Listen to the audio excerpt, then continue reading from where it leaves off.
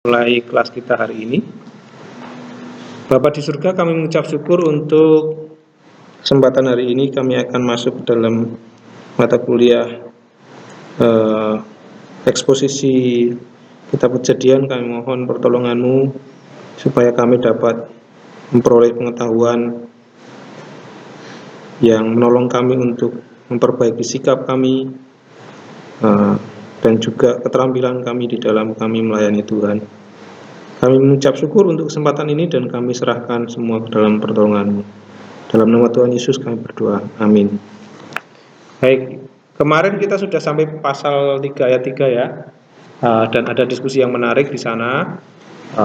Di sini konteksnya kalau kita perhatikan ada diskusi antara ular dengan manusia, tepatnya dimulai oleh Hawa ya. Dan ketika kita membandingkan peran Hawa yang ditetapkan Allah di dalam pasal yang kedua, maka itu sudah menjadi indikasi adanya suatu kesalahan yang dilakukan oleh Hawa, di mana dia seolah-olah berperan atas laki-laki dengan dia memberikan jawaban terlebih dahulu terhadap diskusi itu, dalam diskusi itu.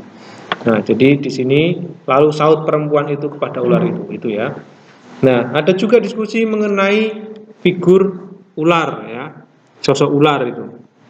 Jadi apakah ular itu betul-betul ular yang dirasuki iblis atau iblis yang mengambil rupa seekor ular, atau tidak ada kaitannya dengan iblis? Ya, apakah itu sebagai sesuatu yang tidak ada kaitannya dengan iblis, karena memang belum disebutkan dan penulis pun tidak menggunakan kata iblis di situ. Kalau memang itu iblis, seharusnya penulis menggunakan kata iblis. Ada yang berpendapat seperti itu.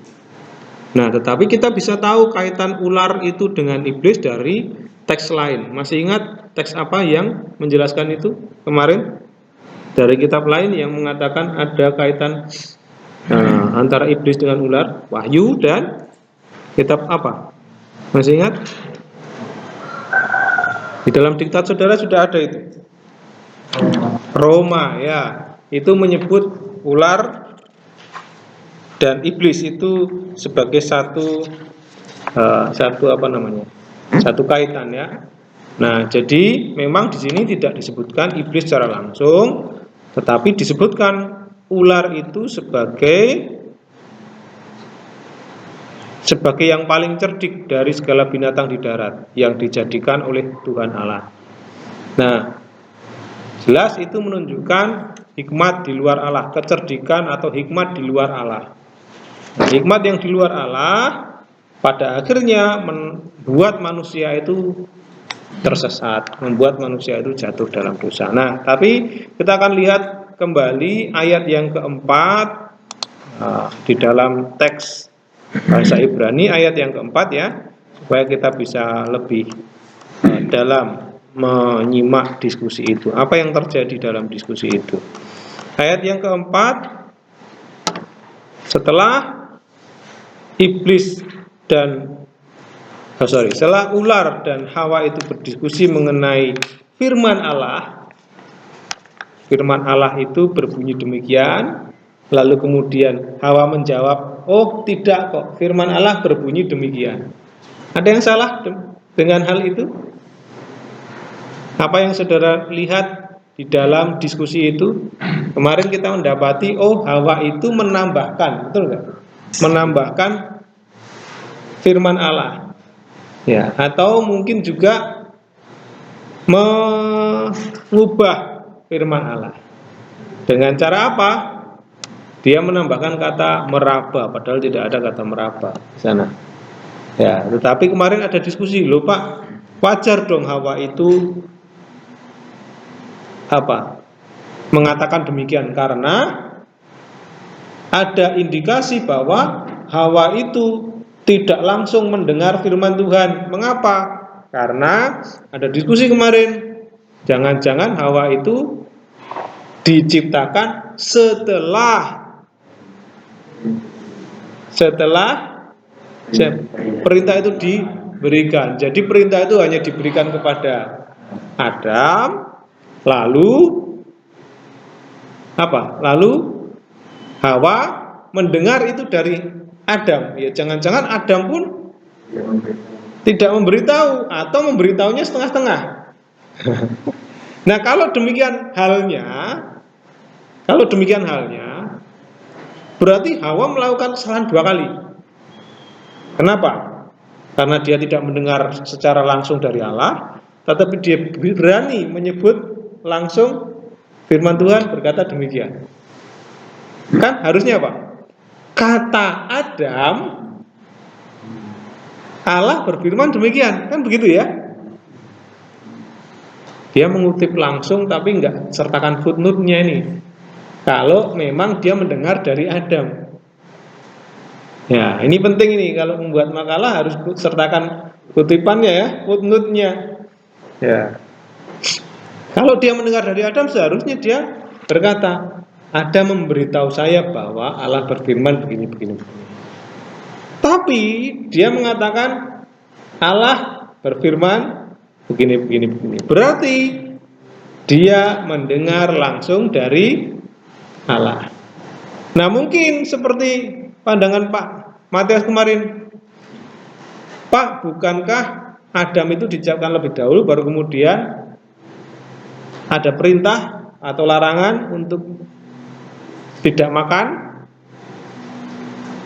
buah pohon pengetahuan baik dan jahat, barulah Hawa diciptakan.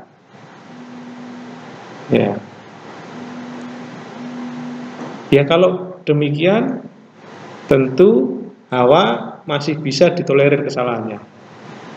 Ya, saya kira apapun yang terjadi, Hawa sudah mulai menunjukkan ketidaksesuaian peran. Satu, dia adalah penolong, eser kenekdo.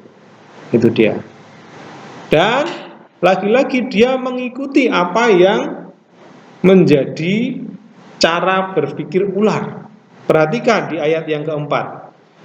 Ketika ular berkata, dan ular itu berkata kepada wanita, Wayomer hanakas el haisha. Bukan el ha Adam ya. El haisha. Kenapa? Perhatikan, karena dari awal yang menjawab pertama kali adalah Hawa. Maka diskusi itu dilanjutkan fokus kepada Isyah. Benar ini, bukan kepada mereka, bukan ya? Harusnya kan kepada mereka. Kalau mereka sedang berjalan berdua, atau mungkin mereka sedang berjalan sendiri-sendiri, nggak tahu ya. Tetapi yang jelas Hawa berdiskusi langsung dengan ular. Lomot temutun, engkau atau kalian. Nah ini lomot temutun. Nah ini menggunakan orang kedua jamak, kalian temutun. Ya, bukan kamu tidak akan mati, tapi kalian tidak akan mati. Tapi berkatanya kepada perempuannya. Lalu apa yang dikatakan iblis selanjutnya, ular selanjutnya ya. Nah ini alasannya tidak mati apa? Ki yode Elohim, ki bayom akal kem mimenu wenif hehu enechem.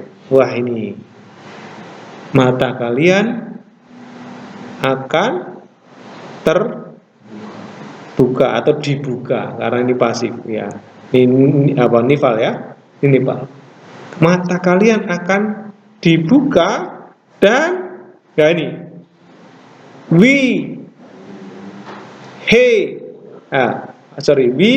yitem ke Elohim, dan kalian akan menjadi seperti Allah. Wah, ini ke Elohim. Kalian akan menjadi seperti Allah. Seperti apa? Yode tov bera. Tahu yang baik dan nah, ada yang salah nggak di sini? Ini permainan cara berpikir ular yang merupakan representasi iblis tadi. Dia memainkan logika yang sebenarnya mereka tuh sudah mengalaminya. Ya kan? Kalau kita perhatikan dari awal manusia diciptakan seperti apa? Segambar dan serupa dengan Allah. Mereka memiliki perasaan dan apa? Kalau segambar dan serupa itu kemarin apa sih? Apakah fisiknya? Yang serupa itu apanya? Iya. Mereka juga memahami dari awal itu mana yang baik dan mana yang jahat itu mereka sudah tahu. Yang jahat adalah ketika mereka tidak taat, ketika mereka makan. Mereka sudah tahu itu. Ketika mereka makan, mereka akan tahu bahwa itu sesuatu yang tidak dikehendaki Allah dan itu adalah sesuatu yang jahat. Tetapi perhatikan apa yang dikatakan iblis. Seolah-olah itu belum terjadi. Seolah-olah Tuhan menyembunyikan sesuatu. Ini yang yang digiring oleh iblis. Ketika menggunakan kata Allah tahu, ya. Ketika menggunakan kata Allah tahu ini, iblis sedang mencoba untuk menggiring manusia menyalahkan Allah sebagai pribadi yang menyembunyikan sesuatu dari manusia. Nah ini dia. Ini ngeri ya, cara iblis itu dia menggunakan tipu daya. Tipu daya tapi yang digunakan bahannya apa? Materialnya apa? Firman Allah. Jadi hati-hati, firman Allah itu kalau tidak dipahami sungguh-sungguh bisa menjadi alat tipu daya. Nah ini bahayanya. Maka sekolah teologi itu nggak boleh setengah-setengah. Pemahaman teologi itu nggak boleh setengah-setengah. Dokter itu kalau pemahamannya setengah-setengah, apa yang terjadi? Kalian mau nggak dibedah perutnya sama dokter yang baru kuliah semester 5? Mau nggak saya bedah perutnya? Saya baru semester 5 tapi sudah belajar kok membedah saya sudah belajar kok membedah kodok, membedah tikus. Saya sudah bisa kok pakai itu, pakai pisau bedah. Mau nggak kalian? Resikonya besar. Ini sudah ada di diktat ya, saudara tidak perlu tulis ya. Sudah ada di Hah? Maksudnya belum ada. Ini sudah lama ya. Ini di ayat yang ke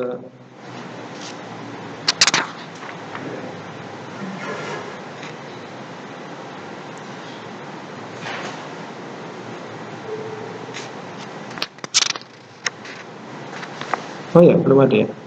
Boleh ditambahkan di situ. Nah, jadi Ki Yodea, sebab Ki Yodea Elohim, sebab Allah tahu. Wah ini. Jadi manusia dibuat supaya apa? Supaya membenci Allah, supaya meragukan firman Allah. Nah, itu cara kerja iblis di situ. Oleh karena itu hati-hati saudara ketika saudara membaca Alkitab, mempelajari Alkitab, saudara harus betul-betul memiliki pengetahuan yang cukup. Ya, karena pengetahuan teologi itu kalau hanya setengah-setengah bisa menyesatkan. Bisa menyesatkan. Oke. Jadi itu cara kerja iblis. Nah, kemudian kita mau lihat ayat yang ke-6. Silakan dibaca Pak Matius.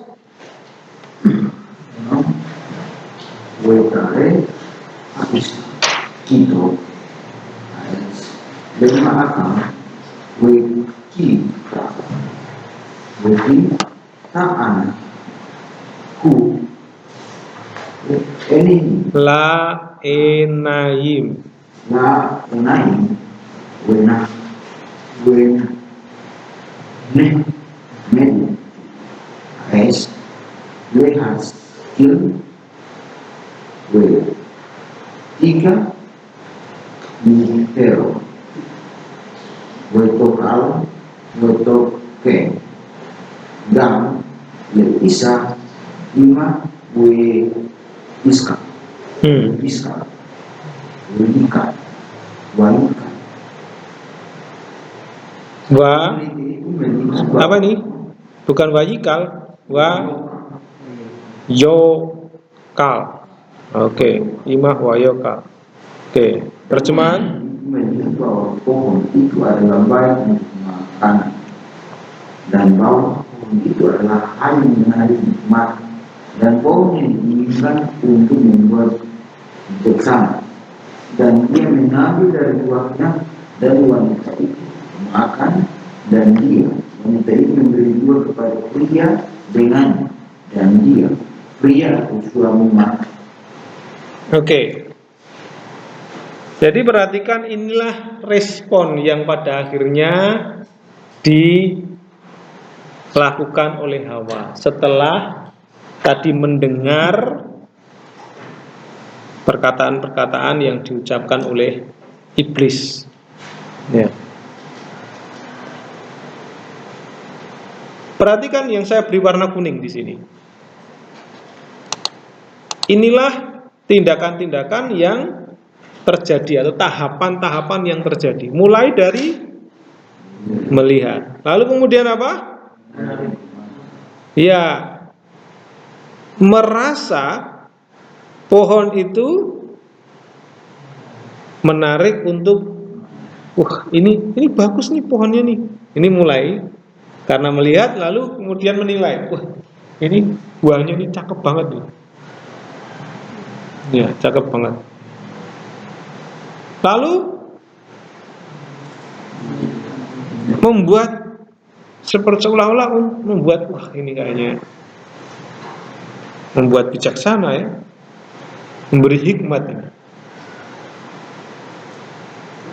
Ini kayaknya seperti yang dikatakan iblis ini memang buah yang memberikan pengetahuan baik dan jahat ini, memberi hikmat tadi ya, menurut hikmat dari luar tadi. Ya, dan akhirnya apa? Dia mengambil. Nah, itulah tahapan-tahapan ketika manusia itu berada pada ambang kejatuhan dosa. Mulai dari sebelum mata itu apa? Ini dulu. Di sini, lalu di sini. Mulai berpikir, ya kan? Lalu kemudian dari sini. Ini yang terjadi.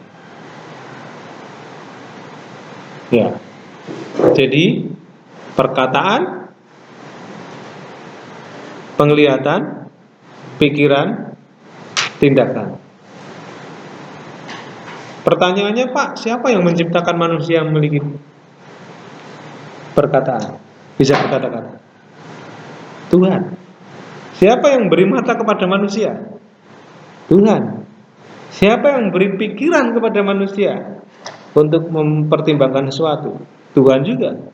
Siapa memberikan tangan, menciptakan tangan sehingga manusia itu bisa mengambil buah itu? Tuhan. Lalu apakah Tuhan kembali menjadi pribadi yang dipersalahkan atas peristiwa itu? Sekali lagi, sama seperti ilustrasi saya kemarin. Ya, lampu lalu lintas diberikan bukan supaya kita melanggar. Ada tujuan khusus. Kenapa Allah memberikan kita mulut, mata, pikiran, dan tangan? Semua diciptakan bukan supaya manusia itu berpotensi untuk jatuh ke dalam dosa seperti itu.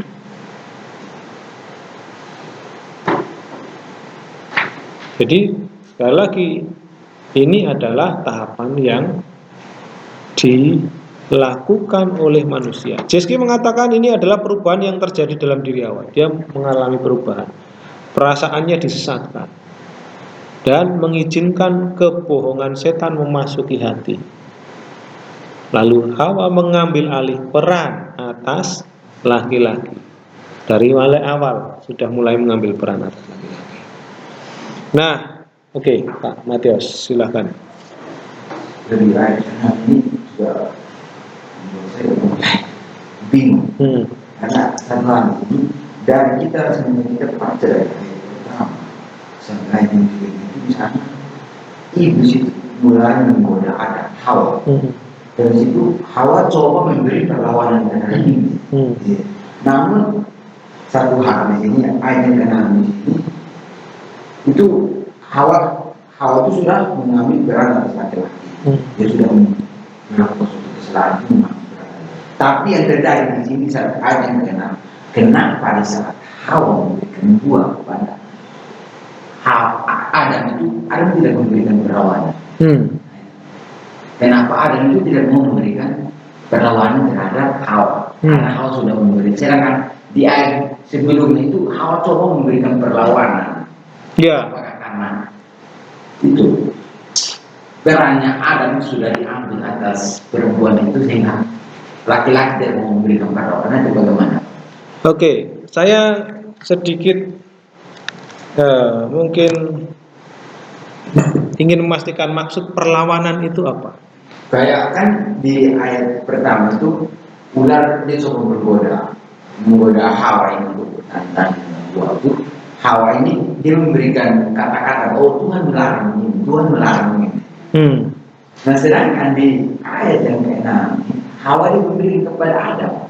Adam tidak bilang, oh Tuhan melarang ini, tapi dia langsung menerima dan makan. Apakah laki-laki ini memberikan perlawanan yang menjadi dicatat atau bagaimana? Ya, ini menarik ya diskusinya ya. Itu Hawa sudah memberi perlawanan. Mungkin lebih tepatnya bukan perlawanan ya. Kalau perlawanan itu berarti sudah langsung menentang, sudah langsung menganggap dia sebagai musuh yang harus dikalahkan. Itu kalau perlawanan. Tapi kalau di dalam ayat 1 sampai ayat 6 itu saya justru memandang Hawa tidak melakukan perlawanan, tetapi justru dia sedang mulai mengikuti diskusi. Contoh kalau misalnya kita sedang diskusi, kata si Yuven, kemarin kamu ke Legong ya? Kalau kamu melawan, wah, mana Pak? Enggak, itu Yuven salah Pak. Langsung tinggal pergi. Tapi kalau itu mengikuti diskusi, masa Yuven bilang gitu Pak? Ya memang kemarin sih saya ke sana Pak. Tapi saya begini-begini Pak. Jadi mulai mengikuti. Nah, Hawa seperti itu. Dia, saya pikir tidak sedang melakukan perlawanan, tetapi justru dia membuka hati untuk mendengar hikmat yang dari luar tadi, menerima hikmat yang dari luar. Seharusnya hikmat yang dia terima itu adalah hikmat yang dari Allah saja. Nah, kenapa disebut hikmat yang dari luar? Karena di dalam ayat 1 disebutkan ular adalah yang paling cerdik. Kemarin kita belajar ya, arum itu di dalam kitab lain disebut sebagai hikmat, ya, kebijaksanaan. Berarti dia sedang mengizinkan adanya hikmat dari luar. Dia tidak sedang melawan. Itu pertama ya. Dari kata melawan itu mungkin perlu dipikirkan, apakah benar Hawa itu melawan iblis? Kalau melawan itu seharusnya kayak Tuhan Yesus. Gimana? Tuhan Yesus melawan iblis gimana?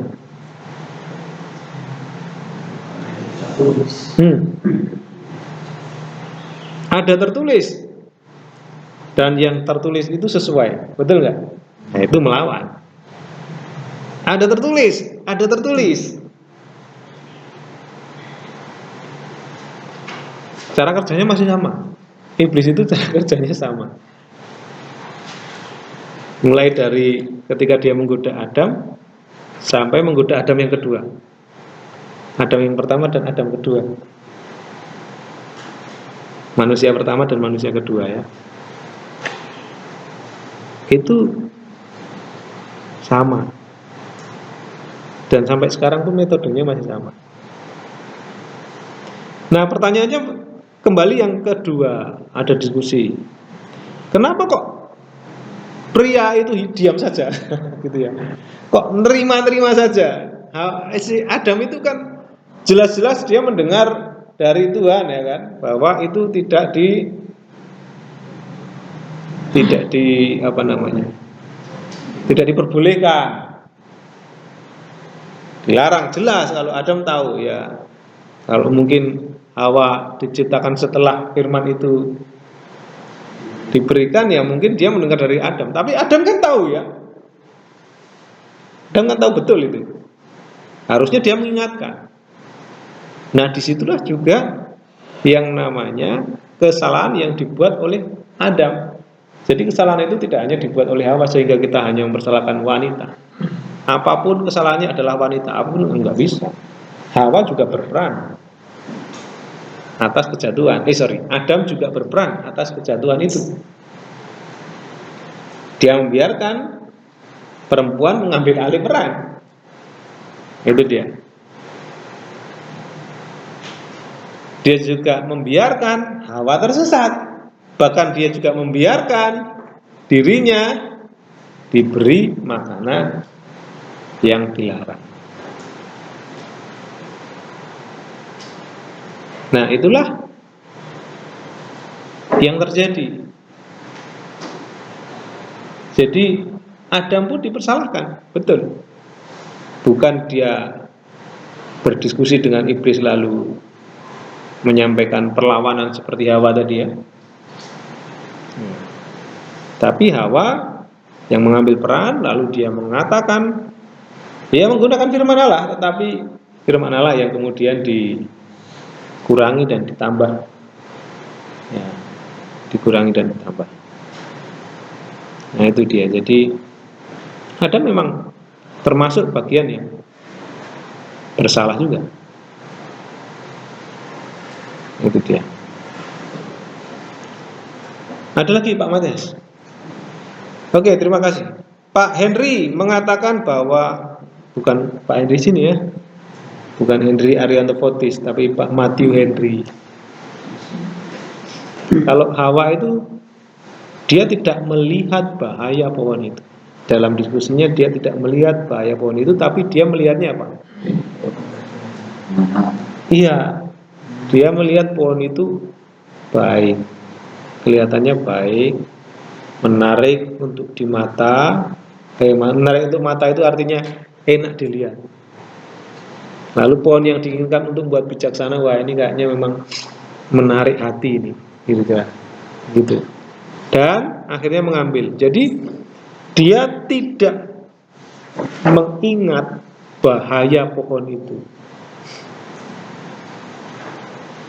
Dan ya ini Hawa melihat pohon itu enak.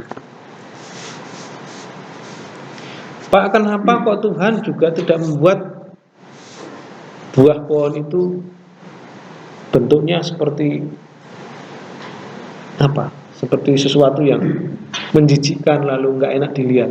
Harusnya kan dibuat supaya orang itu nggak tertarik. Lagi-lagi Tuhan yang dipersalahkan ya. Lagi-lagi Tuhan yang dipersalahkan. Bayangkan kalau buah itu tidak menarik untuk dilihat, kemudian tidak ditaruh di situ, kira-kira bagaimana orang bisa menunjukkan ketaatannya? Menunjukkan pendiriannya atas firman Allah itu. Kalau nggak ada godaan ya gimana kita? Kalau nggak ada musuh gimana kita mau perang? Kira-kira begitu ya. Kalau nggak ada ujian gimana kita bisa menunjukkan kemampuan kita? Soal ujian, nah, misalnya ini kalau kita ilustrasikan. Tapi ini bukan ujian, tapi ini sarana ketaatan. Sarana yang disediakan Allah untuk betul-betul mentaati. Gimana cara mentaati?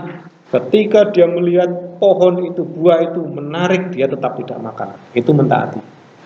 Ketika dia melihat buah itu, wah, menggiurkan, memancing hati untuk memetik, tapi dia tetap tidak memetiknya, itu berarti dia sedang mentaati Allah. Dia sedang beribadah kepada Allah. Dia sedang melakukan kehendak Allah. Kalau pohonnya atau buahnya dibuat tidak menarik, ya berarti Allah tidak menyediakan sarana ketaatan yang sempurna. Tapi justru dengan pohon pengetahuan yang dilihat menarik hati untuk dilihat, itu Tuhan berikan sarana ketaatan yang sempurna. Nah, jadi tanggapan Hawa terhadap godaan bukan melawan. Kalau melawan, ada tertulis seperti Yesus, langsung ditolak, dilawan. Itu namanya melawan. Ada tertulis, pokoknya kalau nggak seperti ini enggak, kira-kira begitu. Itu namanya melawan. Tapi perhatikan tanggapan Hawa terhadap godaan, dia justru mulai menyelidiki pohon yang dilarang. Bayangkan kalau Yesus itu ketika digoda oleh iblis, buatlah atau ubahlah batu itu jadi roti. Lalu Yesus itu mulai menyelidiki batu, pegang-pegang, lalu membayangkan, iya ya, kalau batu ini tak bikin roti, kira-kira gimana? Bayangkan kalau Yesus itu ketika digoda untuk melompat dari hubungan apa? Gedung sudah ada gedung yang tinggi ya? Dari mana? Sudah melompat.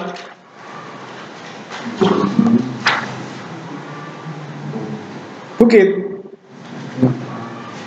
Coba dilihat Alkitabnya. Disuruh melompat dari mana Tuhan Yesus itu? Hubungan? Coba dicek dulu. Pastikan. Matius pasal yang keempat.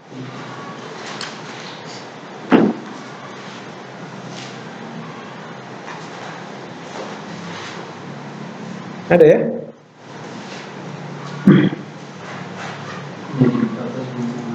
Wah iya, di atas hubungan bait Allah. Itu gedung yang tertinggi pada waktu itu, iya kan?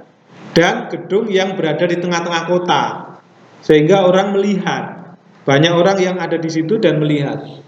Lalu ketika dia menggunakan kesempatan itu untuk menjatuhkan diri, lalu seperti yang dikatakan iblis, ada malaikat apa ngapain?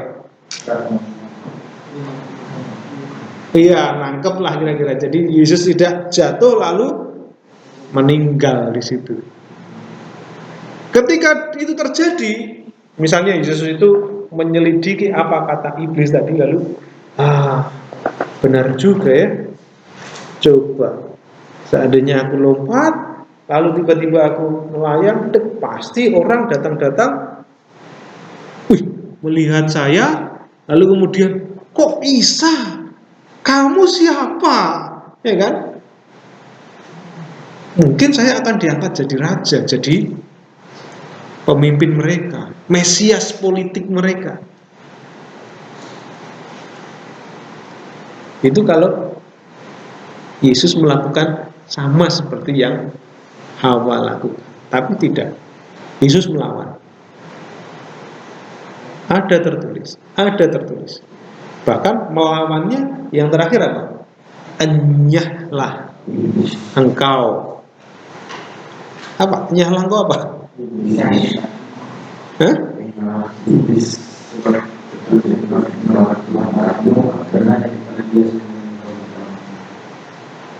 Oke. Apakah Hawa melakukan itu? Tidak. Dia mengiyakan apa kata iblis. Dia mulai menyelidiki pohon yang dilarang.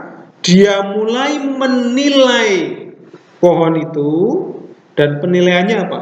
Buah itu baik untuk dimakan, sedap kelihatannya, dan menarik hati karena merasa pohon itu memberi pengertian seperti yang dikatakan iblis tadi. Kamu akan tahu yang baik dan yang jahat, itu kan pengertian. Padahal itu sudah ia miliki.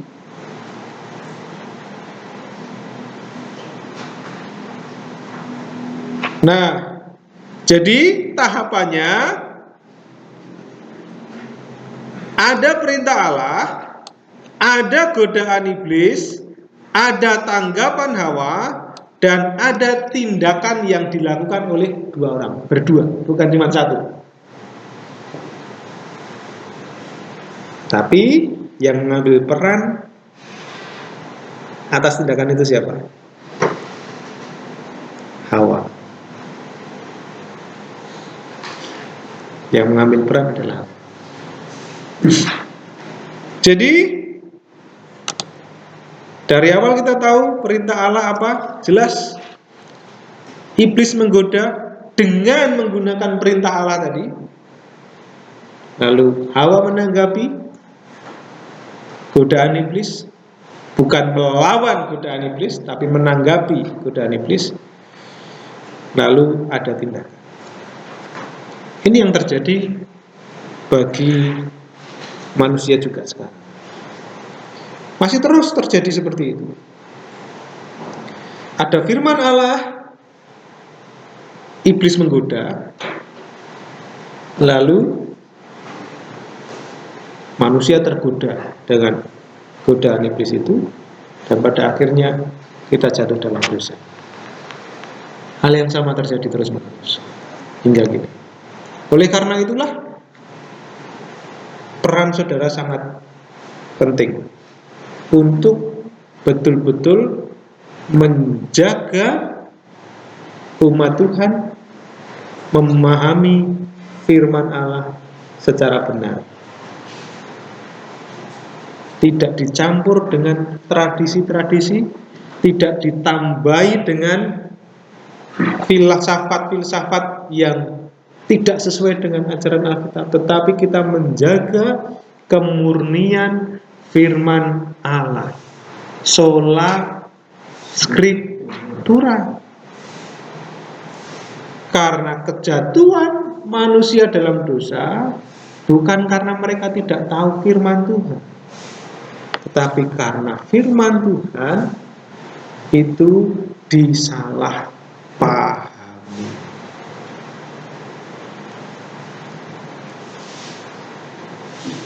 Jadi sebelum ada firman Tuhan yang tertulis, saudara, Tuhan juga sudah memberikan firman-Nya ya. Ini jelas Tuhan pada waktu Hawa mengatakan itu, dia tidak membacakan. Sebentar ya, saya baca Alkitab dulu. Menurut Kejadian, enggak, ya kan? Tapi sudah ada firman itu, sudah ada hukum itu. Kehendak Allah, hukum itu sudah ada. Jadi hukum itu sudah ada jauh sebelum hukum Taurat itu ada. Ya, hukum Taurat itu adalah hukum yang tertulis. Tetapi sebelum hukum itu ditulis, sudah ada hukum. Bahkan sejak manusia diciptakan itu sudah ada hukum atau kehendak Allah, peraturan atau ketetapan yang ditetapkan oleh Allah untuk manusia itu sudah ada. Itulah hukum itu. Yang dimaksud hukum dan Injil itu bukan hanya sekedar hukum yang tertulis, ya, tetapi semua hukum. Apa sih kehendak Allah secara menyeluruh itu? Oke. Nah, oleh karena itu dari pelajaran ini kita mendapati bahwa hati-hatilah terhadap godaan iblis yang menggunakan firman Allah. Nah, itu dia. Tanggapan silakan kalau masih ada tanggapan. Tidak ada? Oke, kita lanjutkan ayat 7. Apa dampaknya setelah itu terjadi. Ini kita akan memahami dampak setelah mereka makan pohon pengetahuan baik dan jahat. Ayat yang ke-6 itu adalah klimaks dari tindakan atau puncak dari tindakan manusia untuk melanggar firman Allah, melanggar hukum Allah. Ya. Ayat 7 dampaknya. Kita lihat dampak yang pertama. Oke, silakan dibaca. Siapa tadi? Pak Frank ya? Oke, silakan Pak Frank dibaca. Ayat 7 Bertiba Kapna Kuni Senehem Wayedu Ki Ireim Hem Ayit Perum Ele Ale Teena Ayat Asu Rahem Agoro. Terjemahan, dan mata mereka berdua dibuka, dan mereka tahu bahwa mereka telanjang, dan mereka mencari daun arah, dan mereka membuat cawat-cawat untuk diri mereka sendiri. Oke, di sini menggunakan nifal lagi.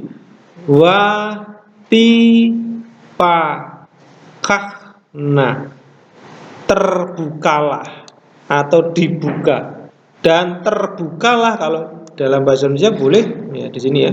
Dan terbukalah mata mereka berdua, atau kalau kita mau literalkan, dan mata mereka berdua terbuka atau dibukakan. Dibukakan itu ya pasif ya. Ya, pasif ya. Jadi dibukakan oleh sesuatu. Oleh tadi, tindakan tadi. Nah, apakah itu berarti benar apa yang dikatakan iblis? Apakah kata terbuka pakahnu tadi ya? Apakah itu benar berarti perkataan iblis? Wah, ternyata iblis benar. Mata mereka terbuka. Apakah kata terbuka ini mengindikasikan bahwa mereka tahu yang jahat dan yang baik? Mereka baru tahu ini yang jahat dan yang baik. Karena iblis sebelumnya mengatakan matamu akan terbuka dan mengetahui. Benar gak? Apa yang terjadi ini benar gak? Ini ya, tadi disebutkan ayat yang kelima tadi. Apa kata iblis tadi? Mata kalian akan dibuka. Nipakah ini sama ya? Katanya, kata yang dipakai adalah pakah. Nah, di sini ya. Dibuka, pakah. Dan apa yang terjadi? Yang terjadi benar. Yang terjadi mata mereka terbuka. Berarti benar kata iblis. Gimana saudara-saudara? Iblis gak bohong berarti ya? Bohong gak iblis? Tadi iblis berkata mata kalian akan terbuka. Dan ternyata betul mata mereka terbuka. Iblis bohong gak? Kalau saya jadi pengacaranya iblis atau pembelanya iblis, saya mau tanya saudara-saudara, iblis ngomong apa di awal? Iblis bicara apa? Mata kalian akan terbuka. Apa kenyataannya? Apakah kemudian mereka gini jaret? Atau malah justru mata mereka buta? Wah, berarti iblis bohong. Tapi benar di sini. Mata mereka terbuka. Kata yang dipakai sama, pakah.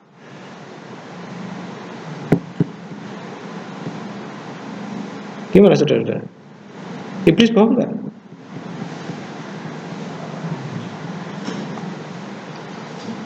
Mana Matius?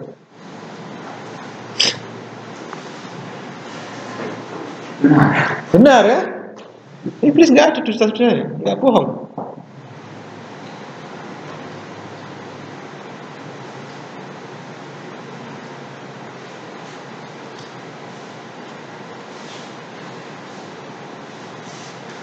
Jadi apa masalahnya?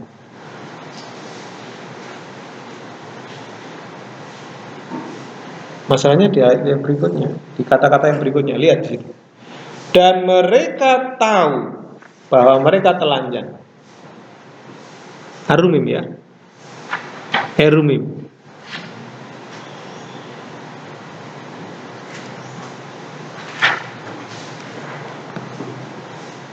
Mereka tahu bahwa mereka telanjang.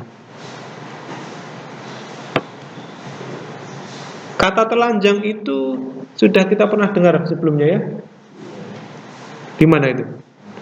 Pasal 2 ya?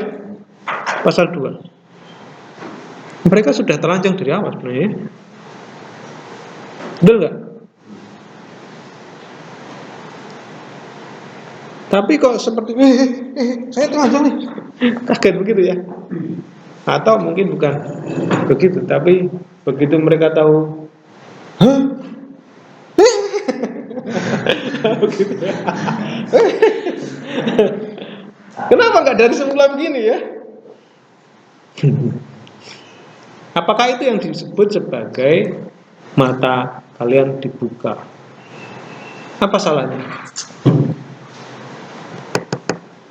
Iblis tidak berdusta masalah kata terbuka, betul ya? Tetapi apa yang kita pahami dari sini? Di mana letak dustanya iblis? Ini seolah-olah bukan kesalahan, tapi kesalahan besar. Ini yang dilakukan iblis. Iblis itu seolah-olah dia tidak melakukan dusta, tapi sesungguhnya dusta yang sangat besar.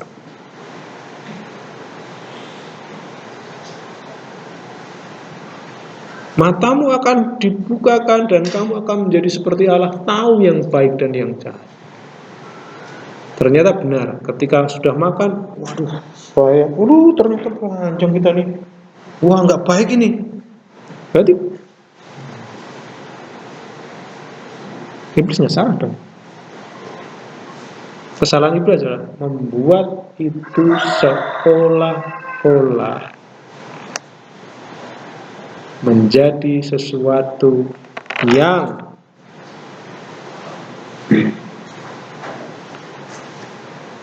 dianggap sama seperti Allah.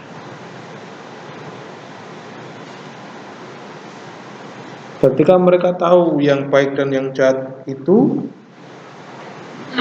disebut sebagai yang sama seperti Allah.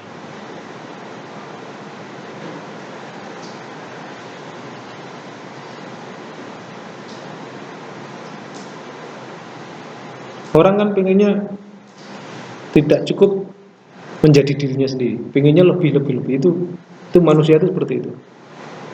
Nafsu kedagingannya itu pengennya menjadi orang yang lebih dari yang sekarang ini. Ini namanya ambisi kedagingan manusia.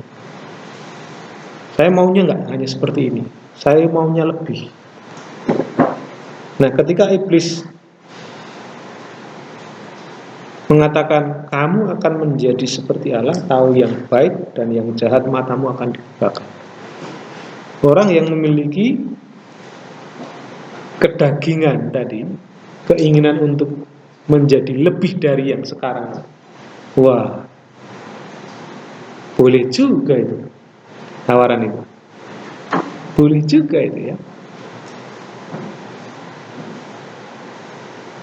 Kalau kita perhatikan, ingat sekali lagi, Yesus ketika ditawarkan untuk mengubah dirinya, mengubah batu menjadi roti, di saat dia lapar, menjatuhkan dirinya dari hubungan bait suci, supaya orang melihat dan memberikan kekayaan. Seharusnya itu kesempatan dia menjadi sesuatu yang lebih dari yang dia miliki saat itu. Dia manusia sejati, tapi dia melawan iblis. Sedangkan Hawa, dia mengiyakan kata iblis. Apa yang dikatakan iblis? Bahwa kita akan menjadi seperti Allah, tahu yang baik dan yang jahat. Matamu kita terbuka. Wah, itu yang saya mau.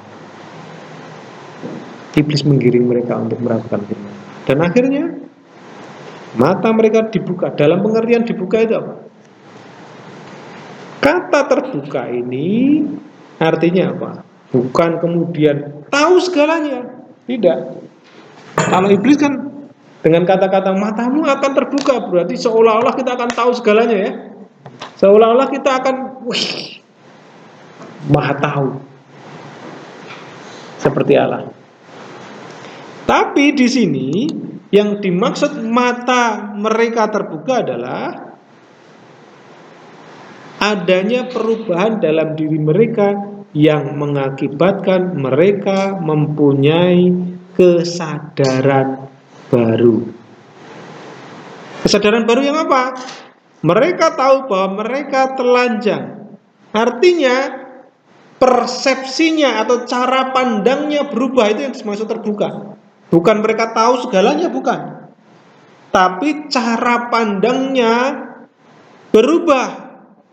Yang dulu ketelanjangan itu baik dan suci, di dalam pasal 2 kata telanjang itu sudah disebut. Ingat, kemarin saya bilang pasal 2 itu adalah pengantar untuk kita memahami apa yang terjadi pada pasal yang ketiga, pradosa dan pasca dosa.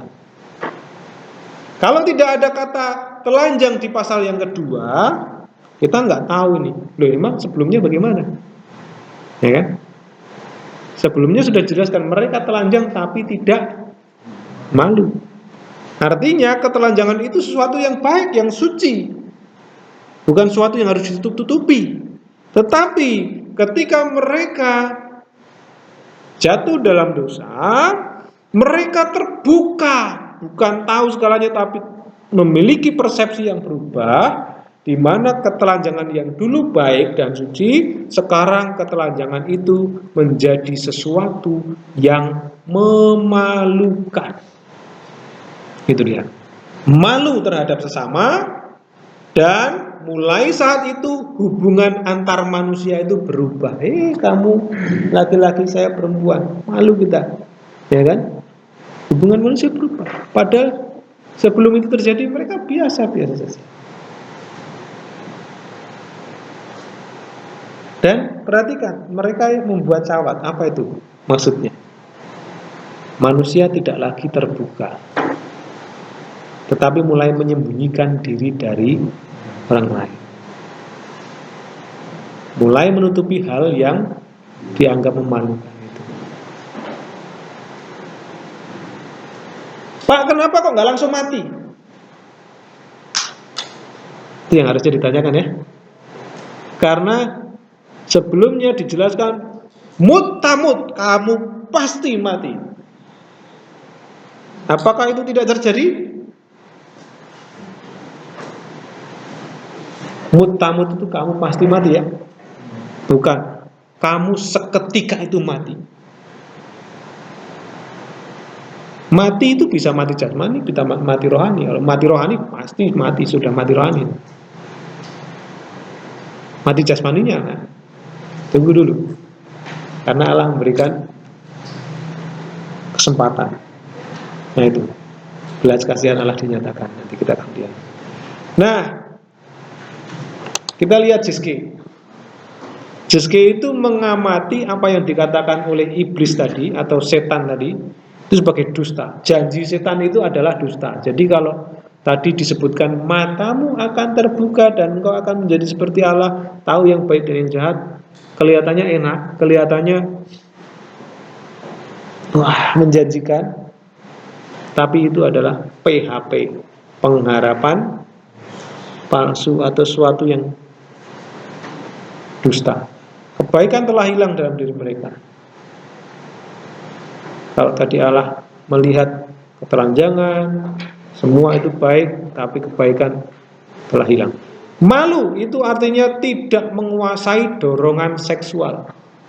Malu itu sesuatu yang menjadi bukti bahwa mereka itu tidak mampu menguasai dorongan seksual. Itu dia.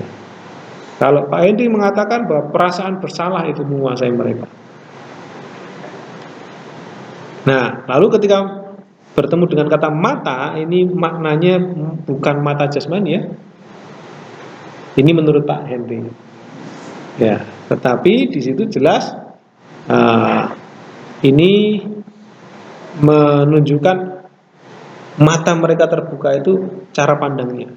Ketika mereka melihat dari mata jasmani bahwa pasangannya itu adalah seorang yang telanjang, mereka saling malu. Berarti itu bukan hanya mata rohani saja, tapi mata jasmani juga, yang membuat persepsi mereka berbeda. Bukan berarti sebelumnya mata mereka tertutup, begitu enggak. Tapi mata mereka terbuka itu memiliki persepsi yang berbeda. Oke. Nah, ini tidak ada pendapat ya di sini, belum ada kemarin. Nah, ini saya menambahkan. Ini bukti bahwa manusia tidak lagi segambar. Sejak itu manusia tidak lagi segambar dan serupa dengan Allah. Justru mereka kehilangan gambar dan rupa Allah tadi. Pengetahuan mengenai ketelanjangan itu menjadi perwujudan nyata dari kegagalan manusia untuk memiliki pengetahuan, perasaan, dan kehendak yang sama dengan Allah. Justru mereka tahu yang baik dan yang jahat itu adalah bukti nyata mereka gagal memiliki pengetahuan, perasaan, dan apa sih pengetahuan, perasaan, dan kehendak yang sama dengan Allah?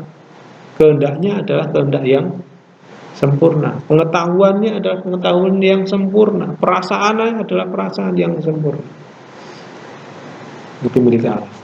Dan ketelanjangan ini bukan sesuatu yang memalukan jika dilihat dalam pengetahuan, perasaan, dan kehendak Allah. Tidak memalukan, tapi menjadi memalukan jika dilihat dalam perspektif dosa.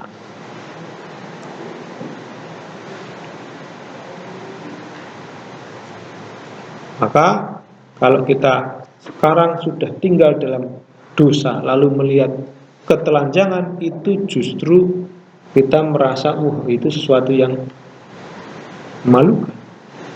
Itu kalau kita melihat dalam perspektif dosa. Pak, saya nggak akan melihat dalam perspektif dosa gambar-gambar telanjang, berarti saya nggak akan memandang itu sebagai sesuatu yang memalukan. Wah, tidak bisa. Kita sudah ada di dalam dosa. Nah, kalau kita melihat ketelanjangan tanpa merasa malu, itu berarti pikiran kita digelapkan. Ya, jadi bukan alibi ya. Oh, saya kan tidak memandang dari perspektif dosa, Pak. Saya memandang dari perspektif Allah. Ingat, kita sudah tidak lagi segambar dan serupa dengan Allah. Kita tidak punya pikiran, perasaan, dan kehendak. Nggak punya itu. Total rusak. Maka kita perlu gambar dan rupa Allah yang sempurna. Siapa itu? Yesus Kristus, yang menggantikan muka kita yang tidak lagi segambar dan serupa Allah. Sehingga Allah memandang bukan wajah kita lagi, tetapi yang dipandang adalah wajah Yesus Kristus yang sempurna itu. Maka kita dianggap layak, bukan karena kita, tetapi karena Yesus Kristus yang menutupi dosa-dosa kita. Nah, itu dia. Tanggapan? Ini harusnya tanggapannya banyak sekali nih. Ini ayat yang ke-7 atau ayat yang ke-6, 7 ini klimaksnya ini.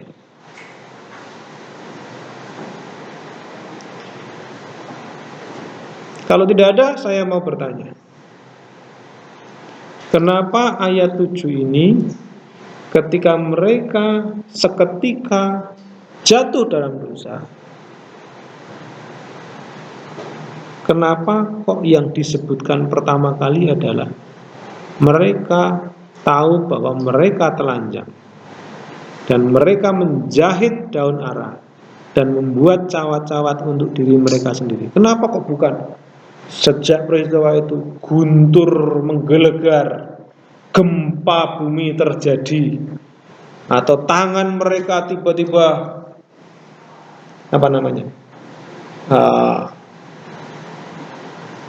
lumpuh sebelah, atau mata mereka buta, atau perut mereka tiba-tiba membesar, karena makan buah pengetahuan itu. Kenapa kok tidak seperti itu? Kenapa kok yang dijelaskan oleh penulis di situ pengetahuan tentang ketelanjangan, lalu tindakan mereka menjahit daun ara dan membuat cawat-cawat itu diri mereka. Apa makna mereka menjahit daun ara, membuat cawat-cawat untuk dirinya sendiri? Oh, ternyata dosa itu nggak terlalu fatal akibatnya ya, cuman rasa malu. Nggak apa-apalah kalau cuman tahu rasa malu. Apakah begitu remehnya konsekuensi dosa itu? Hanya rasa malu saja.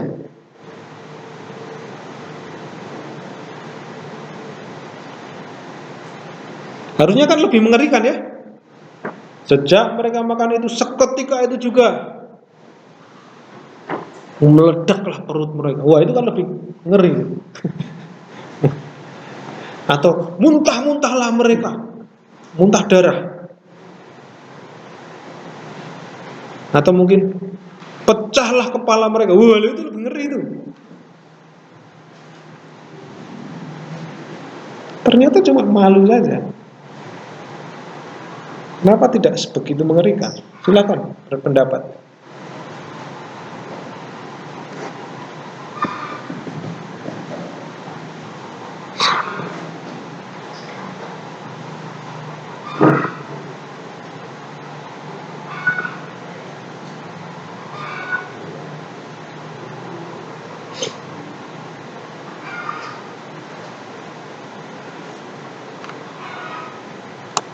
Pertanyaan sekali lagi, apakah seringan itu konsekuensi dosa? Hanya rasa malu saja.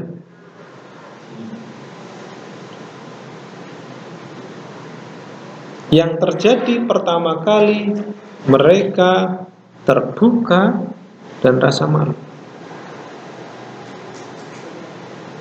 Tidak ya, tidak seringan itu konsekuensi dosa.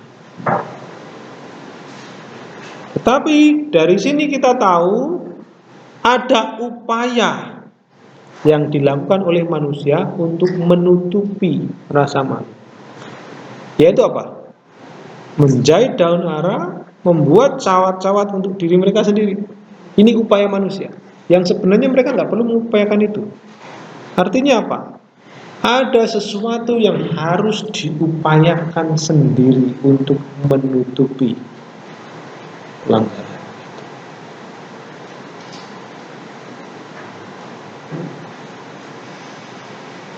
Rasa malu bukan sesuatu yang sepele, tapi ini merepresentasikan, ini mengungkapkan cara pandang yang berbeda.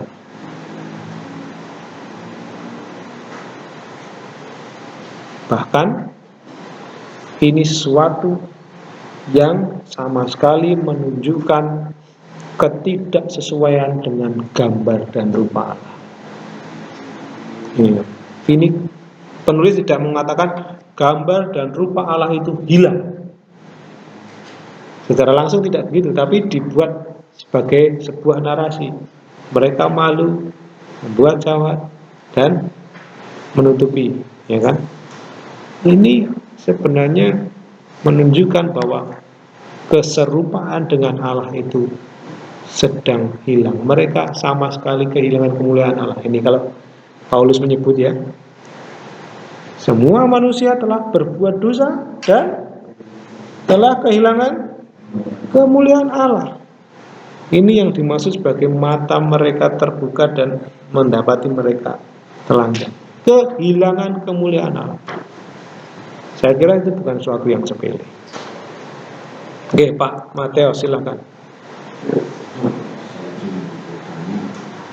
Kenapa Pak bisa mata mereka terbuka, mereka tahu mereka merasa malu, sedangkan Adam dan Hawa ini yang dibilang suami istri. Kenapa rasa malu? Ya,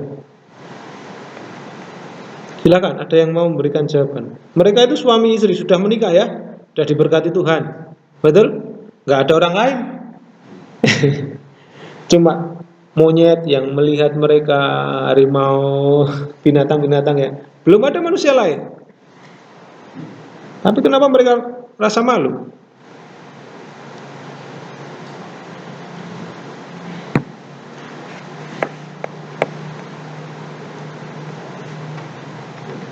Mungkin rasa malu yang mereka miliki adalah bukan antara suami istri, tapi malu ini dari konsekuensi memakan baik, sehingga meskipun suami istri, namun mereka malu bukan berarti mereka malu karena jalannya, namun mereka malu, dan itu adalah konsekuensi yang mereka lakukan dari ajaran Allah.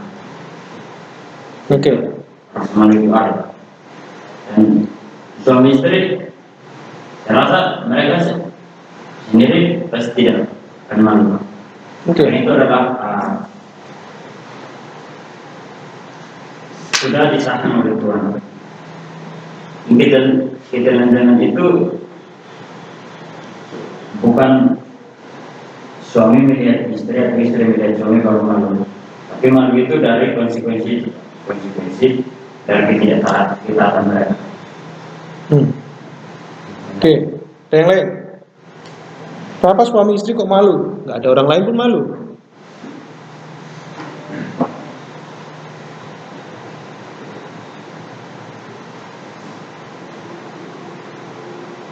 Kalau ditanya mengapa, ya justru karena mata mereka terbuka dan memiliki perspektif lain itu. Seharusnya mereka nggak perlu malu, ya kan? Apalagi sudah suami istri. Dan mereka nggak perlu malu karena tidak ada sesuatu yang harus ditutup-tutupi.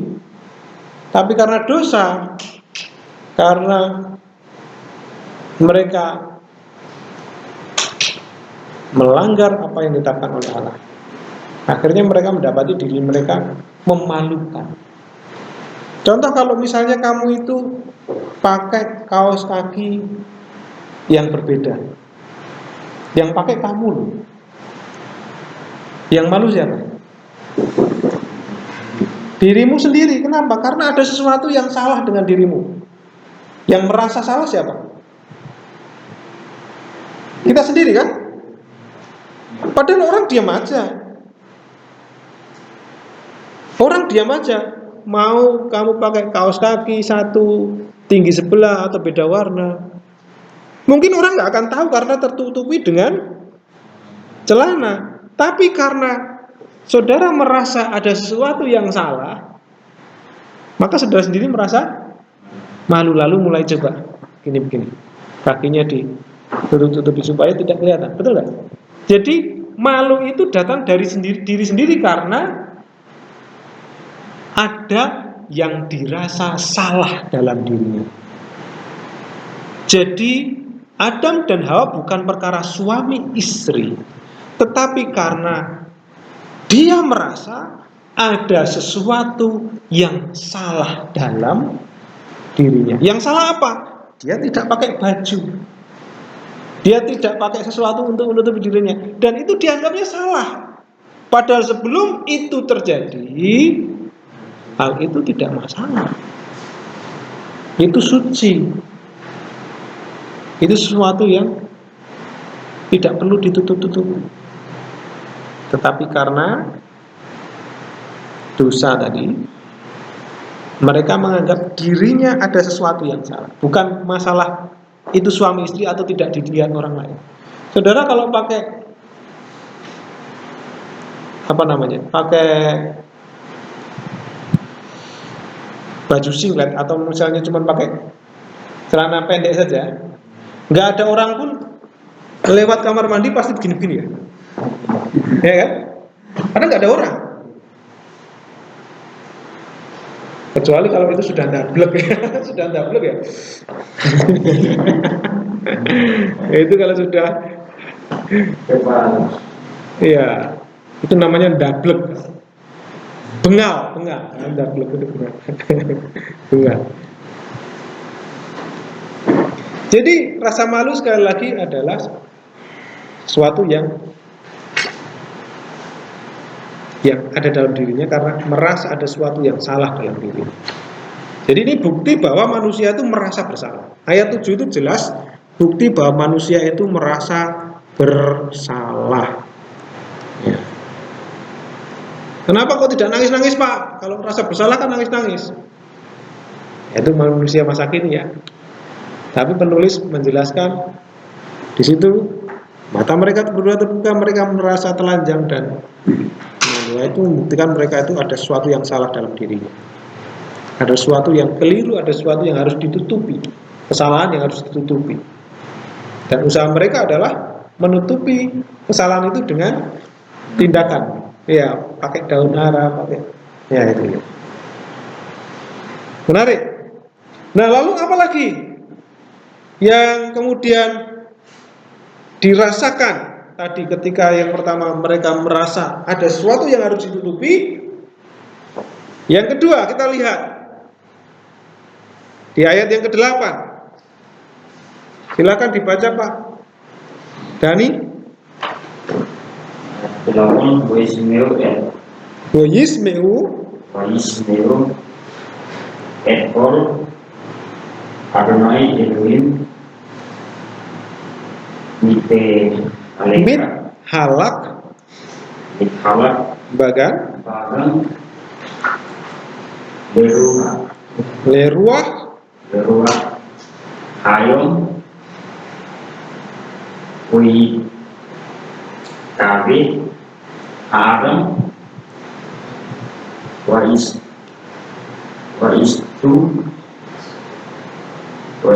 biteni Adonai wa yisto ya. Wa yisto mibne Adonai Elohim betok harum. Oke.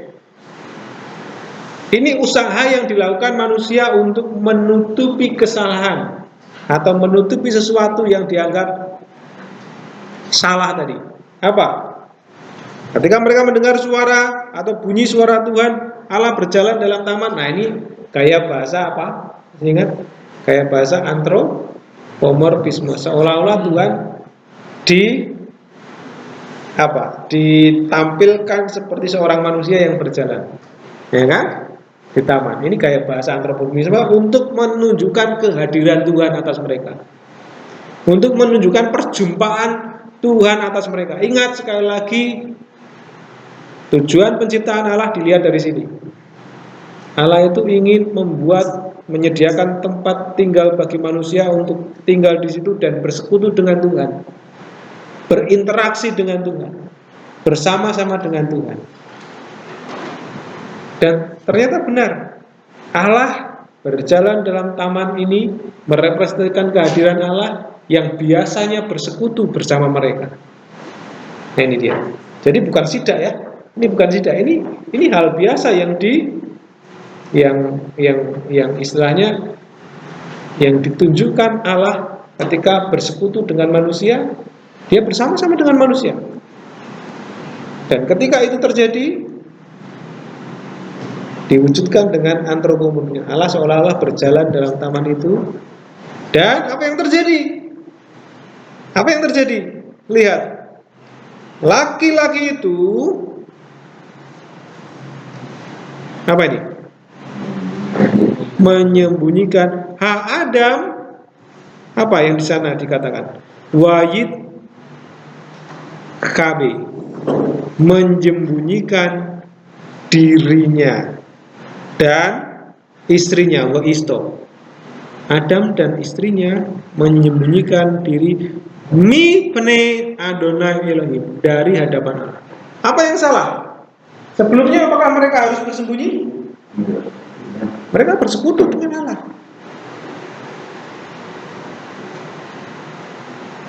Tetapi ketika Allah datang pada hari itu, mereka bersembunyi. Berarti kalau bersembunyi pasti ada sesuatu yang salah.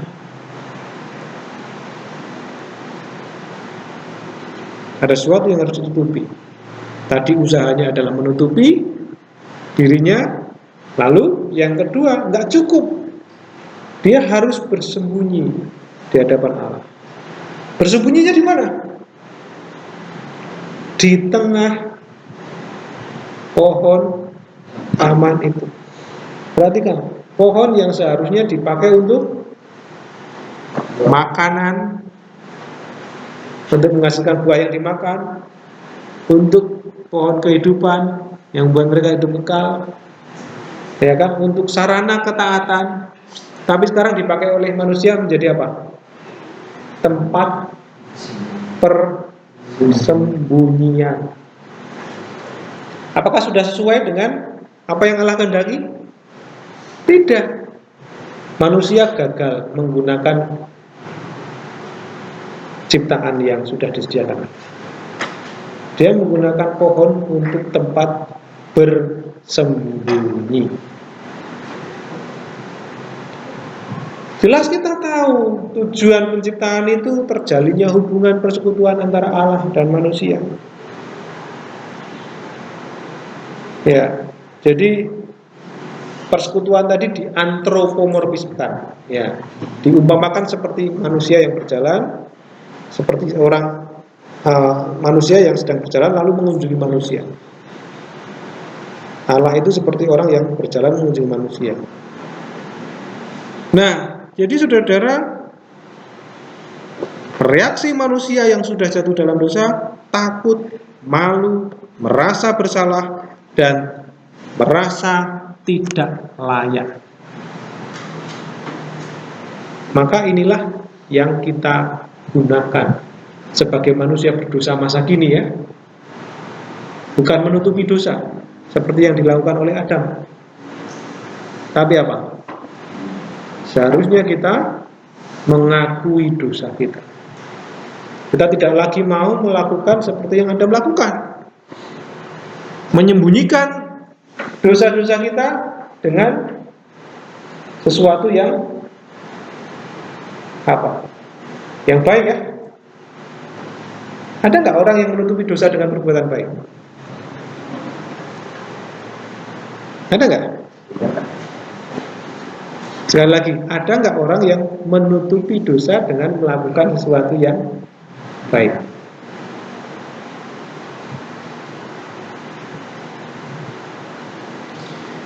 Baru-baru ini ada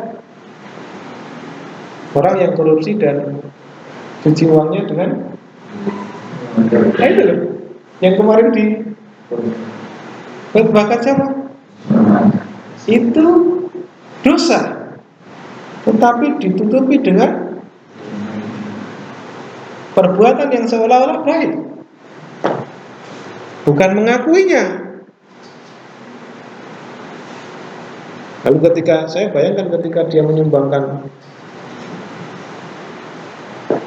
dana yang besar untuk gereja, dia berharap mohon jemaat untuk terus mendoakan saya supaya saya menjadi. Apakah begitu?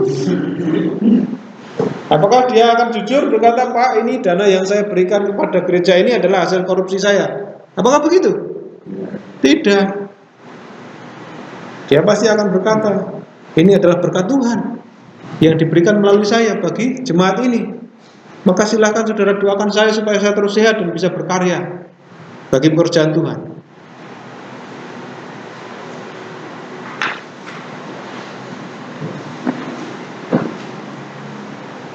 Prinsip pengakuan dosa itu seharusnya kita merasa takut, kita merasa malu, kita merasa bersalah dan merasa tidak layak. Itu kalau kita sedang mengaku dosa.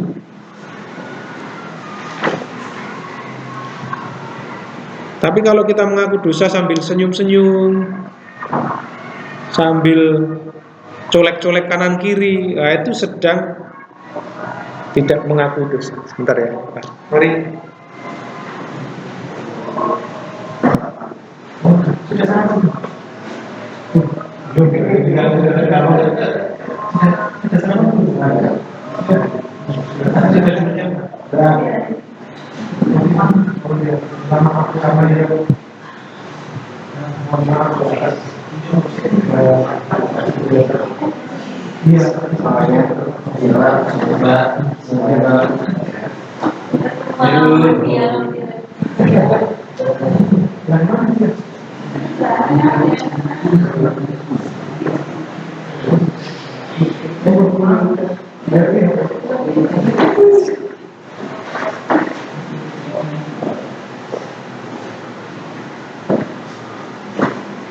Oke, kembali ke sini ya. Jadi itu prinsip pengakuan dosa.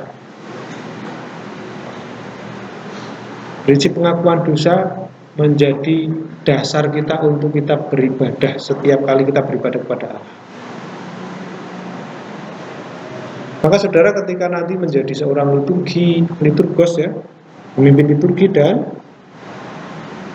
melayani pengakuan dosa, tunjukkan ekspresi kita, bimbing mereka untuk mereka benar-benar merasa malu terhadap dosa-dosa mereka, bukan justru bangga terhadap dosa mereka.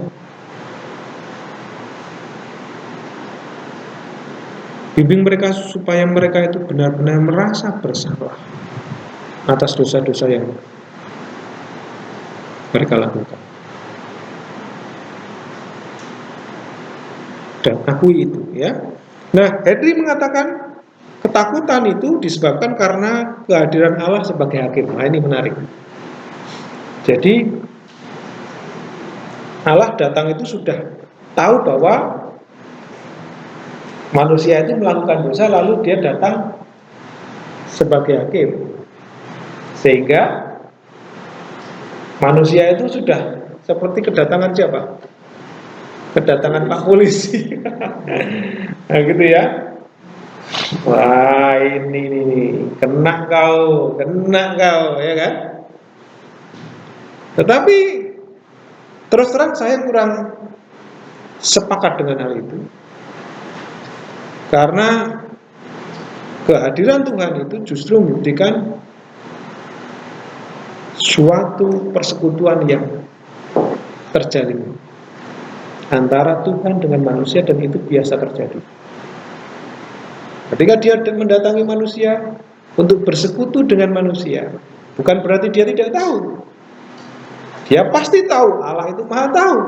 Tetapi kehadirannya adalah bukti bahwa Tuhan senantiasa bersekutu dengan manusia, bukan untuk datang sebagai hakim sudah bawa pentung ya kan, datang wah ini mana ini ya, bukan. Tapi itu sebagai bukti bahwa Tuhan benar-benar pribadi yang ingin bersekutu dengan manusia. Henry juga menjelaskan akibat dan bukti ketakutan bersembunyi dari Allah. Ini adalah perubahan yang besar. Awalnya nggak perlu bersembunyi, ya. Kebohongan si pendusta mereka dikatakan akan selamat. Mereka akan tahu yang baik. Faktanya apa? Kalau tahu yang baik dan tahu yang jahat, kenapa harus bersembunyi? Kenapa mereka harus menutupi dirinya yang telanjang? Itu kebohongan si pendusta. Juski berpendapat mengenai ayat ini. Perasaan malu adalah akibat dosa. Dan tamu yang datang, Tuhan Allah, dia melihat Tuhan Allah datang sebagai tamu yang dengan kasihnya mencari makhluk ciptaannya yang telah jatuh dalam dosa dan menyatakan kasih setianya. Kalau tadi sebagai hakim, ini sebagai tamu yang datang yang mencari, yang menyatakan kasih kepada ciptaan yang telah berdosa. Tamu yang datang itu siapa? Allah pencipta yang keagungannya telah diserang oleh dua makhluk ciptaannya. Wah ini jelas. Jadi keagungannya telah diserang oleh dua makhluk ciptaannya, tetapi Allah mencari mereka. Dan ya saudara boleh setuju dengan pendapat ini. Nah, kalau tamu yang datang itu berarti hanya mungkin sekali dua kali ya. Tetapi saya pribadi, saya yakin bahwa ini adalah sebuah hal yang senantiasa terjadi. Kedatangan Tuhan di tengah-tengah mereka adalah sesuatu yang terjadi setiap hari, setiap saat persekutuan itu. Tetapi ketika hadir pada hari itu berbeda dengan hari-hari sebelumnya. Kenapa? Karena manusia sudah jatuh dalam dosa. Yang bermasalah bukan Allahnya, yang datang saat itu dan menjadi sesuatu yang berbeda hari itu bukan karena Allahnya. Allah bukan sekedar tamu, bukan sekedar hakim, tapi dia Allah yang senantiasa bersekutu dengan manusia. Dan pada hari itu manusia merusak persekutuan antara Allah dengan mereka. Oke, dan ada kata taman di sana. Taman itu disebut sebagai tempat persekutuan yang indah dengan Allah, tapi sekarang menjadi tempat bersembunyi. Kalau tadi pohon tadi ya, nah, pohon yang semula diciptakan dengan baik dengan tujuan untuk menyediakan makanan, sarana ketaatan, ya kan? Bahkan menjadi sumber kehidupan bagi mereka, justru menjadi tempat bersembunyi dan mereka mengira dengan usaha itu mereka lari dari hukuman Allah. Ini sesuatu yang konyol. Sama seperti kita. Kalau kita merasa perbuatan baik kita itu mampu menyelamatkan kita, kalau kita merasa bahwa keputusan kita itu membuat kita selamat, itu sesuatu yang konyol. Sama seperti kita merasa kita bisa menutupi rasa malu kita di hadapan Tuhan dengan bersembunyi dan membuat daun arang. Kalau kita merasa nanti kita bisa membuat timbangan perbuatan baik kita itu lebih berat daripada tindakan dosa kita, itu sesuatu yang konyol. Sama seperti Adam dan Hawa bersembunyi di taman. Nah, itu saudara yang bisa saya sampaikan mengenai hari ini. Dan di ayat yang ke-9 kita besok akan melihat respon Allah seperti apa. Ayat 9 dan seterusnya kita akan melihat respon Allah yang menjadikan mereka manusia sempurna itu seperti apa. Apakah berubah rencana Allah? Lalu apa tindakan kasih, tindakan hukum Allah seperti apa? Bentuk penghakiman Allah seperti apa? Konsekuensi hukumnya seperti apa? Tapi belas kasihannya seperti apa? Injilnya apa? Hukumnya apa? Kita akan lihat besok di hari Senin ya, hari Senin. Silakan dipersiapkan sebelumnya. Selamat pagi.